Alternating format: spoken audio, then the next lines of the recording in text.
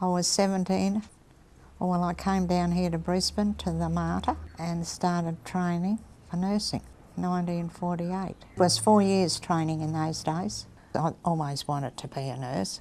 I never had any brothers or sisters. I was an only child. And it always intrigued me, nurses running around and up and down corridors. It looked very important. But I like people and I like caring for things.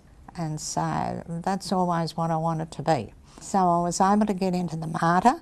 It wasn't easy to get into the Mater in those days. You used to have to pay a bond of £100, which was probably biggies.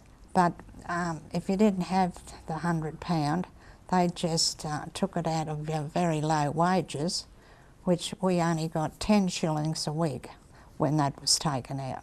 But there was a lot of fun there. And when I started, I think there were 14 of us started on the first day. Well, the last 18 months of my training I'd spent doing theatre work because I apparently appeared as though I was good at theatre work when I got to learn it. When I did the theatre work, I had a room. That was one of the benefits of being in the theatre, because you were on 24 hours of call every second week. But other than that, you lived along verandas, just like dormitories. Oh, in your last year you got a sort of a room, but it opened onto those verandas, so you didn't have a lot of privacy. You had screens to pull. Apart from that, we had, oh well, there was a lot of fun. A lot of things we were doing that we shouldn't have been doing. And we had to be home every night by 10 o'clock. And if you had to go to a ball or some special party, you were allowed one late night a week. And that was supposed to be till 11:30. But then you could get a special ball pass, and you had to present this little piece of cardboard. It was just a little chit of cardboard. You had to come through the main doors of the public hospital to get back into the nurse's home. Sister Mary Virginia was the matron of the public hospital. I did quite a bit of work in the Mater private too.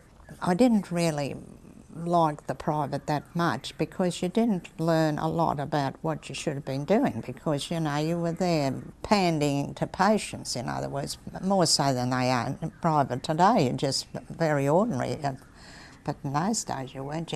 I can remember in one section we had these cups and saucers and plate sets, the nice little fancy. You had to make sure that Mr. So-and-so or Mrs. So-and-so didn't get the same cup and saucer in the afternoon that she had for her morning tea, because you did that. And then I think probably soon after that I went to the theatres, and then I stayed there. But I liked the theatre work, because I'm a technician type, End of 51. I left at the end of it. I remember I went to do my obstetrics in Sydney at the Royal Hospital for Women at Paddington in 53. And I enjoyed that. And I thought they were so wealthy, because it went from, by the time I finished at the Mater, you were getting about £2 a week as a fourth year.